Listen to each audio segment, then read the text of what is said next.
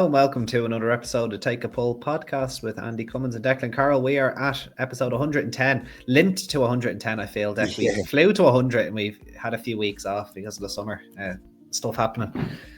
But we couldn't take this week off because Ceanndanas finally made us long-awaited declaration. You've been working back from this since the horse was conceived, I think. So, it was July 2023. Just after he won at Killarney, it was forespoken about. So, the original idea was to go last year, but it didn't work out. So, we've got there. We've snuck in this year. Slithered in, just slithered in right down the bottom. £5 out of handicap, but it's worth a lot of money. We'll take our chances. So, absolutely, really looking forward to it. You know, we never would have dreamt we'd be running 100 grand handicaps when we bought him, like particularly during his fourth season when he was learning his job. Like, but it's been absolutely amazing. Like, with regards to experience and memories, like we're playing with house money now. Completely. It doesn't matter. Nothing matters anymore. Just great to be involved now. You know. We've loads of memories, and we'd love to be going and making. Well, we are making more. So traveling again. He's running in 100 grand handicap, but he owes us nothing. You know, he'll be on stamps. Absolutely. And what do you think of it? Jordan Gameford then is going to take the reins. Obviously, there's not many out there. Well, no, I suppose there's plenty out there that could do 10 stone too, but of Jordan Gameford's caliber, there's probably not as many. The list probably gets quite thin. Very, very nice to secure him, I take it. Yeah, he rode a winner in France yesterday, so a man in form, and delighted with the booking, really happy. So when Ross rang this morning, a little bit of a panic, and he was going through a list, I just said, no, I'm happy with Jordan, we'll go with that, he's right, grand. We get him booked, so he's plenty of big race experience as well. He's rode Cheltenham Festival winners. He's rode plenty of winners in Britain. I know he's rode some for Gordon. He's rode plenty for Kane Collins as well, I think. So, yeah, delighted to have him on board. Yeah, absolutely. Look, how exciting is it? It's just a bit unfortunate that Emma Lavelle decided to hang in there of 151. You'd have been beautifully weighted. What, 10-7 you would have been slated to carry, I think, if... I think there's 10 down to the number 2. So, look, it's going to be no easy task. But, like, if you don't buy a ticket, you can't win the raffle. So, we'll take our chances. He's £5 out. It's not ideal, but the race was won by a horse £5 out 2 years ago. I think there you go. Could have been more. So, look, take our chance this season while he's still progressive, because you don't know if he'll still be progressive next season. So yeah, exactly. Everything feels right about going now. He had a good prep run. We had a little bit of a delayed start for him. That wasn't ideal. He missed a couple of engagements, but he ran a cracker over 2 miles a tip. He ran on, set on really well. Things just feel right to go now. Hopefully the rain stays away. The ground will be good. The track should suit him. He handles tight bends. You'd like to think he'd be staying on up a long straight as well. So, yeah, look, we're just... It's a very, very difficult task, but he'll run his race like he always does, you know. He absolutely does. Just really looking forward to it. And the Beck's question is he a bet? is he a bet? Plenty of people seem to think he is, because he opened at 16s Monday night and he was 5-1 favourite at one point last night. So look, I don't know. It's not about punting him for me. Look, John, it's 56,000 sterling to the winner. I don't really care about having a bet, like, you know, if you win. Exactly, yeah. But it's not even about money anymore. It's kind of it's like he deserves to run in these races now. So he's put himself in a place. So I'm just delighted he has the opportunity to do it. And I, you know, I just hope he enjoys himself. He normally does. So it's not really about money. I think I've only I think I've only suggested that he win twice. Once with Killarney when he won, and at Quebec last year when he bumped into a horse at Henry's. It's we're not going over for the duty free either, you know. We're Yeah, exactly. But it'll be a very difficult task for them, particularly from £5 out of the weights. Look, as I said, it is a bit of a pity hanging there is in there, but like it's still it's £5, not £15. Like it's it's only a mistake at a fence really, and he's usually pretty sure-foot around his obstacles. So it's like I originally would have thought we kind of had mid 120s in my head.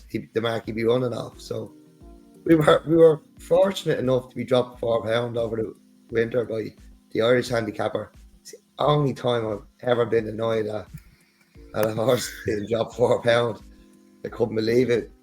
But we were given 120 then by the English lad. And yeah, look, it's not ideal to be out of it, but I'm kind of just saying to myself that I had 125, mid 120s in my head, so he's going to run off.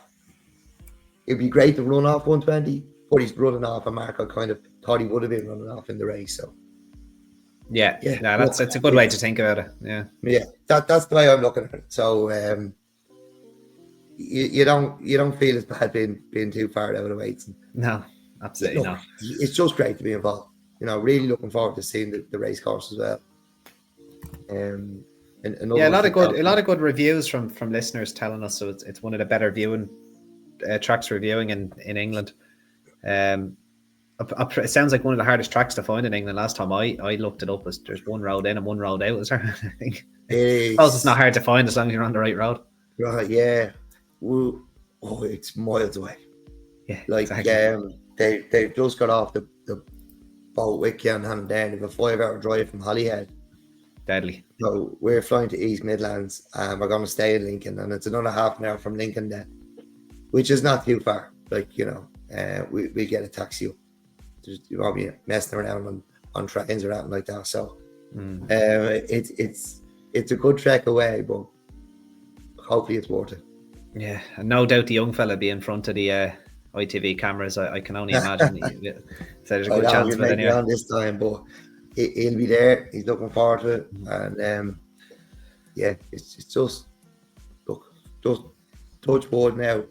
Everything goes right for us the next couple of days, and we get the run on good ground, and then it's just if he's either good enough or he's not, and if he's not, we don't really care because we've lived the dream with him, and he's the horse of a lifetime. So yeah, that's it.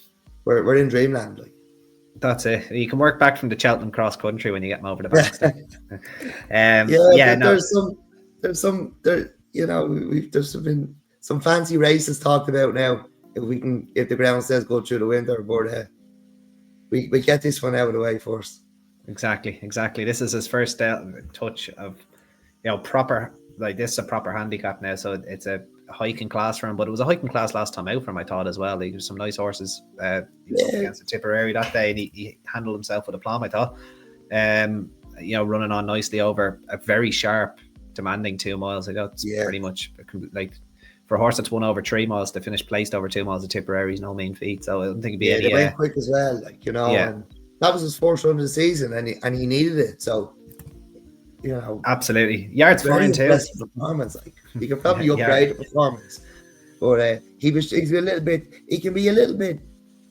He's a bit of a bio, like, you know what I mean. So over the first few fences, he just needs to get into a rhythm, and he was probably just his jumping was a little sketchy, but this first run of the season, he probably gone as fast as he wanted as well. So once he warmed up to it, like he flew home. He remembered he was a racehorse, so hopefully he remembers he's a racehorse for the whole of the race this weekend.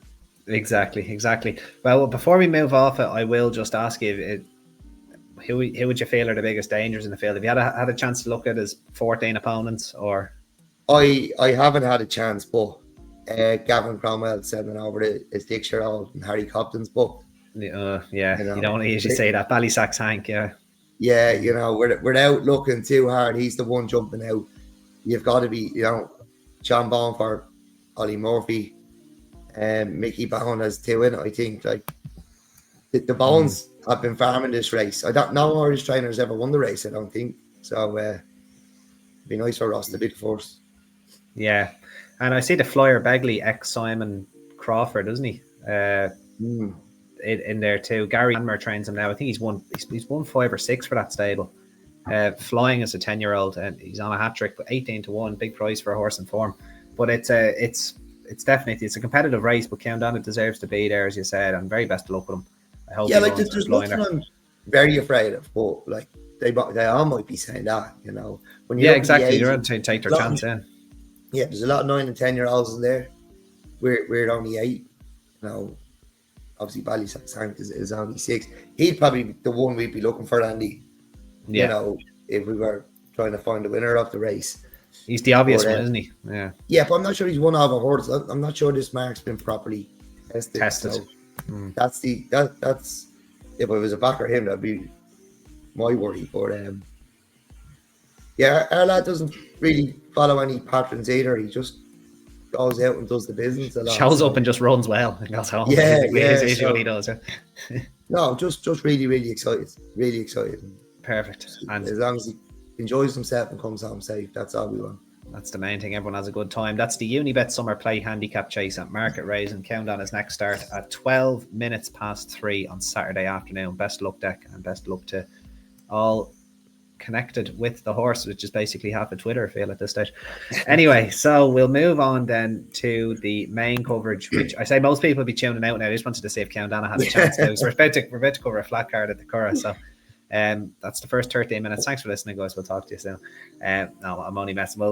We probably rattle through this deck. It's a lot of short price horses. The Irish Oaks, not the most competitive Irish Oaks we're ever going to see. It's definitely not as good as last year's race or the year before's. I don't think so. The first race is a 2-year-old maiden. I'm not going to waste your time telling you what these Mas and Das had for their breakfast, so I'll kind of throw it over to you, Deck. We've 15 runners, 2 from the Aga Khan. We've got 3 from Aidan O'Brien, including a half brother or 3/4 brother to the Derby winner Lambourne. Action up the top there by Frankel, Wayne Lorden rides, and then we've New Zealand, who is the choice of Ryan Moore, 7th on his debut, and then Isaac Newton as well for Jack Cleary, who claims 5. He's by Camelot. I think there was a hype horse called Sir Isaac Newton a few years ago for Aidan O'Brien, wasn't there? I don't think he cost a few million, wasn't he? But this one loses the Sir, but will he be as good? Any idea on who you might like here, Deck? A lot of one-raced horses, so probably difficult. The farm pick would be Soul Force for me. It's 2 lengths off Daytona last day, and Daytona's followed up in a listed race. We've not much to go off, so that's the little bit of farm that I'd be working with. Yeah, no, there's not too much really. A Soul Force, that form is going to be tested at Leopardstown as well. I believe. I think the second runs at Leopardstown on Thursday evening. Melismatic, second favourite behind the Mick O'Callaghan horse in the opener. So look out for that result. That could be Soul Force being a little bit short, maybe anticipated with Aidan O'Brien's runners. New Zealand, I thought ran okay on his debut. He was beaten a good way by Dorset. Was never really put in the races, to be honest. The second, Benvenuto Cellini, was a impressive winner at Killarney during the week, and then the 8th placed horse, All Hail, I think goes. It doesn't go. It's an Andy Oliver horse that ran quite well at Navan on its next start. So the fact that the 8th ran well in Maiden Company on its next start could bode that it was a decent race. They usually are for Curragh Maidens. If Ryan Moore's the choice, you'd feel that he's going to take a big step forward. Will I want to be backing him at a likely price? Probably not. Soul Force probably deserves to be right up there based on the form that you said there, Deck. So you'd probably have it between one of the two. I think it would take a very good newcomer to trouble them. Probably best to move on and hope there's some other betting opportunities a little bit later on, because that's a tough start. They always are, those 2-year-old maidens. The Quiff Supercharged Betting Scurry Handicap, that's just what we need, over the 6 furlongs and change. A Curragh legend heading the weights here off 10 stone 3, rated 108. Big Gossy. Yeah, nobody's going to know why we're laughing at that one. But anyway, No. rate 108, Big Gossy, Robert Weirty taking off the £3. We've got 16 runners. This is a race that usually can go for export. And we do have a Michael and David Easterby horse here on a 4-timer, Cannon's House, who's probably going to be right up the top of the betting. But this, in comparison to what he's been running against in England, despite the English sprinters usually have an advantage, this is a big jump in class now for him. Deck, do you think it starts with him, or do you fancy anything else? He is the one I came down on purely because how often do we see the British Raiders winning this? Like, he's won 3 in a row. He's up £27. Well, he's only a 4-year-old. 27 pound. Okay. It's dead, £27 is the first win. He's only a 4-year-old. He's gone in the right direction. Like, there's a lot of these in it. You need a lot of luck here, and a lot of them are thereabouts. A couple of pounds here or there. They're up and down. But this is a horse on an upward curve, and he is only a 4-year-old. So it's not like how good could he be? I don't know. Yeah, I'll have a bet and find out. You won't even know. Actually, you'll probably be sweating into some betting shop in Market Rasen on the track watching this lad. So Cannon's House. Look, I think he has a good chance. 2 of his 3 wins were at 5 furlongs. The one in between at Thirsk was at 6 furlongs. He possibly is most impressive. I know he was a 6 or 7 length winner at Carlisle, but he seemed like I thought the Thirsk run was up in class for a start. Well, like say up in class, it probably was 6 to 1, half dozen the other, but he was carrying a good bit more weight anyway. Done it quite well, and then at Hamilton, but that was off 79, so he did it pretty nicely there as well. That was a class 4. He jumps into Premier Handicap territory now. 2 class 6s and a class 4. I think it's a bigger ask on paper than it probably his odds are going to suggest. But as you said, he's very progressive, Deck, because he hoped £27 for those 3 wins. The one I kind of came down on, I think it's going to be a big price, is right up the top of the weights. Not quite up as high as Big Gossy, but just below him there in Tango Flair. He was a really good third at the Irish Champions Festival last year in the Bold Lad, third to my mate Alfie. That was a decent renewal of the Bold Lad. He ran in that off 99. He's running here off, I think, 96, I believe. He ran okay in the race last year before kind of excelling himself in that Curragh Handicap, the Bold Lad, and he didn't really get the gaps behind Vespertilio at the Curragh last time out in listed company. He probably could have finished a little bit closer there. He was a 33 to 1 shot. I just think he might run okay in a race that looks wide open, in my opinion. Gazelle Door, I thought, could go well, but he's a few pounds wrong at the weights, or she is actually. I think she's 6 pounds wrong, so a little bit more on her plate than there is on Ceanndanas, I think, at the weights. But if you want to do an out of the weights double, Deck, she could be the one you come down on. But I do think the one up the top there, Tango Flair, has a solid each way chance. He's only a big old price, so I'm going to take a chance on him. As we move on then to the 235, the Railway Stakes, just the 4 runners here, Deck. Funny enough, the Early Stud Stakes, which was a Group 2, stayed in its spot, didn't it? I think at the Curragh. So True Love, a filly, is going to take some weight off the Colts here. I can't remember the last time a filly ran in this race because it was usually the Railway Stakes one day and then the Early Stud Stakes the next day. But here we go. True Love is in here. She's probably going to be a short price. We've got Learn to Discover, who beat Puerto Rico in a maiden when they last met. Looking back on that, I think Puerto Rico is probably a pretty unlucky loser, and there's a good chance he could reverse that form. And then there's Power Blue, who's had 4 runs, including a really good 5th in the Coventry, possibly drawn unfavourably in the Coventry as well. You can maybe mark that run up a little bit when 5th to Cassad. But I would imagine True Love's going to be a pretty short price here, Deck. Would you agree? I thought I was going to take her on, but I can't find anything to take her on with. She won well over 5 at Ascot. She was just outstayed, and maybe that's a little bit harsh by Stad over 6. She's running here again over 6. If the field was a bit deeper, I would have tried to take her on, but can't see anything turning her over. Like she's the ideal jar favourite, I think, if you want to take one on. But just I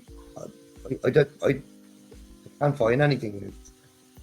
There's a couple of races on the card like this now where you're just struggling to get the favourite turned over. And I can't.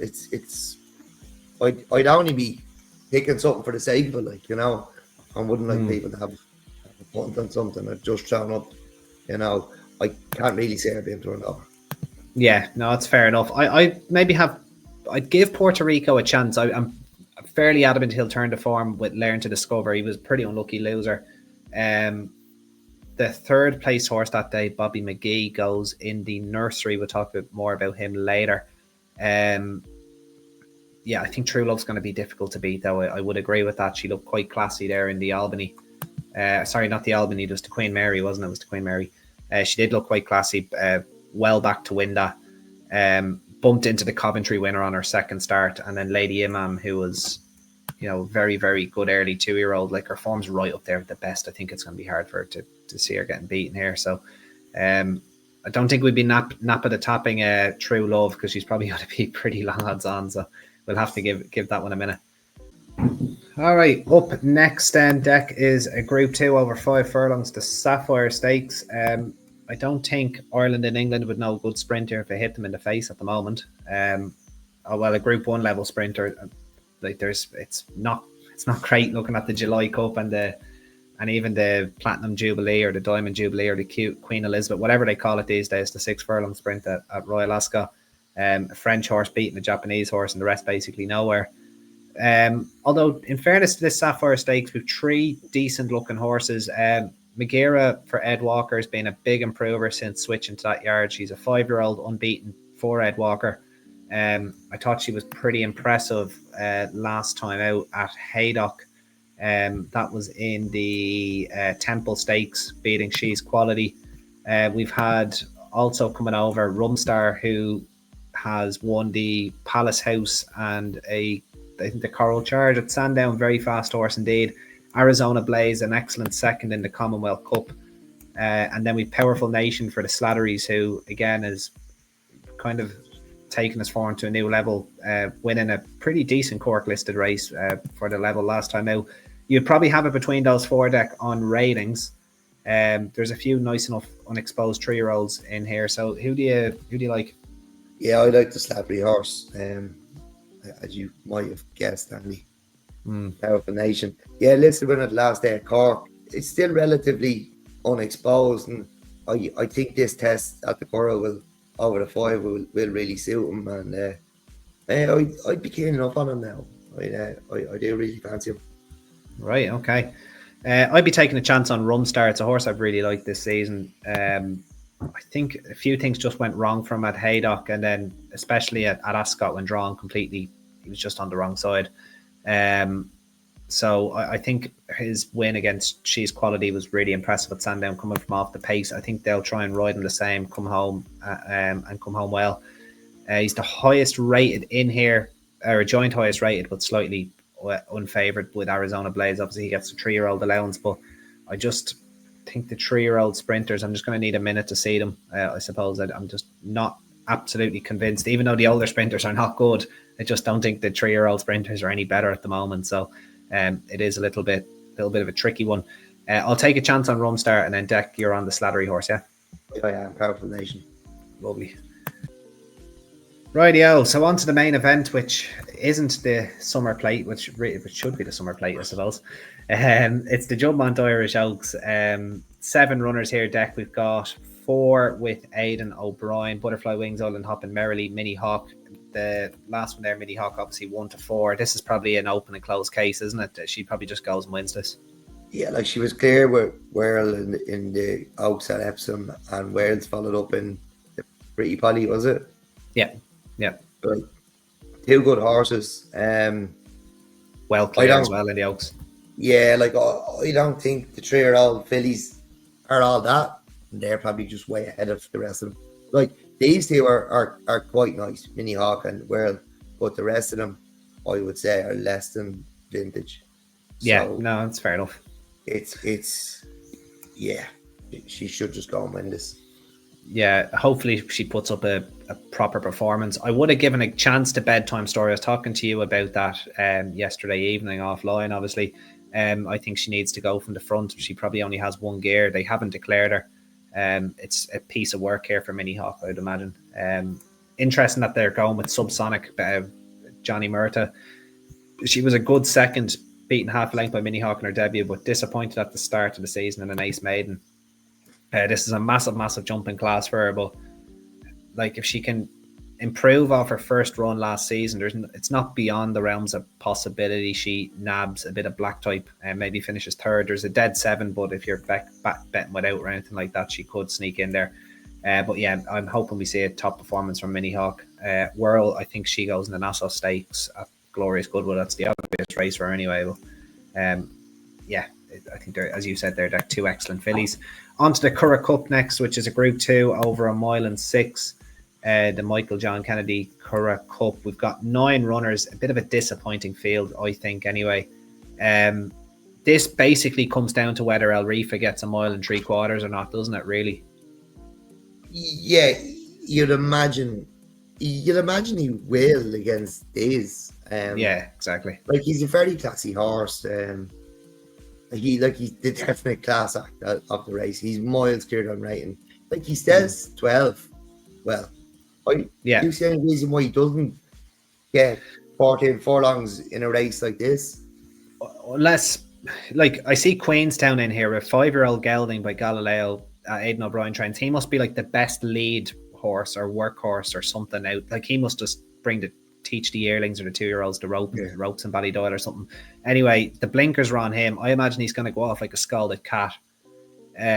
London City, I'm not sure how he quite managed to stay in Ballydoyle for his 4-year-old tenure, but here he is. And then Shackleton, who, look, I've been caught by him a few times. I kind of want to like label him disappointing now. Like, maybe I'm being unfair there, I don't know, but he hasn't done anything for me anyway. Maybe the 4th in the Queen's Vase would give him a chance, because Scandinavia was so impressive at Newmarket. But to be honest, Andy, although I think El Rifa just probably goes and wins it, I am going to chance Russell Sullivan's mare in it, Dawn to Dream, because she's had 2 runs for Ross now since leaving Jamie Osborne. We spoke about her before the race of the course. She was a non-runner that day. It might have been the 2,000 guineas day. She went close at Fairyhouse. I think she's quite interesting. Could be some hour for us. I'll be doing the each way double anyway. If everyone would just put their phones down for a few minutes and stop back in Ceanndana so we can get back out to 10 to 1 or something, I will do the each way double. Yeah, well, he's been no stranger to getting horses placed at big prices, Ross, either. So obviously a big price winner at Roscommon, Drawn to Dream, who you were talking about here. She was 50 to 1 when finishing second at Fairyhouse last time out, I'm pretty sure, in Group 3 company. Yeah. A replication of that run could see her run into the places for sure. I think I might follow you in there and have a little each way bet, or the yards flying. I think, nothing probably gets... Yeah, exactly. Nothing probably gets to within 10 lengths of El Rifa based on his last run. Not even mind his body of work, but even his run in the Hardwick. Like, I don't see any horse getting into within 10 lengths of winning the Hardwick from this field anyway. So I think he's going to be short order. He'll probably win. But yeah, Drawn to Dream, a nice each way bet for Ross O'Sullivan and the team. Shamey Heffernan takes the ride. Deck onto the nursery at 450, the Lavazza Sprint Nursery. I alluded to one runner here. Bobby McGee, he could have his form well advertised by the time this race comes around. So do keep an eye on how Puerto Rico and Learn to Discover run in the Railway Stakes. I think that was a nice enough run. The run behind Green Soul was okay as well at a big price, 40 to 1. Before that too. So I'd take a chance on him off 83 in this nursery, with the anticipation that the Puerto Rico runs quite well against a likely favourite in the Group 2. But who do you like here? No, I do like him. I'm going to take two. One of them's Bobby McGee, and you've just covered him. The other one's Nakamura. He finished closer to Green Soul than Extravagant, and he's £9 lower. So I'll take a stab. I'll take a stab at the two of them, Bobby McGee and Nakamura. Yeah, remember he was a bit of a dead ball specialist for Celtic, wasn't he? Yeah, he was. Yeah, Nakamura got a free kick against United, didn't he? That was it. Yeah. It took you a minute, but you got it right. Deck, the last race, the 5:25, the Cavalier Bronchix Pulmo. I'm gonna go with that.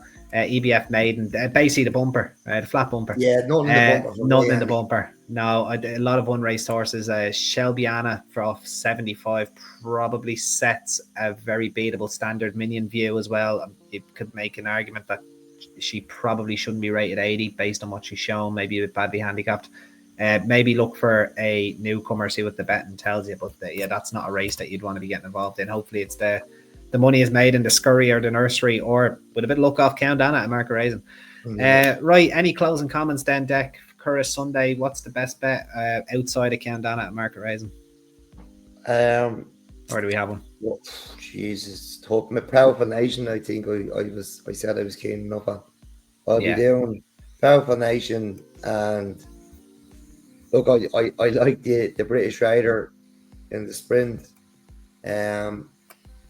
And I'll be doing the Ceanndana John the Dream each way double.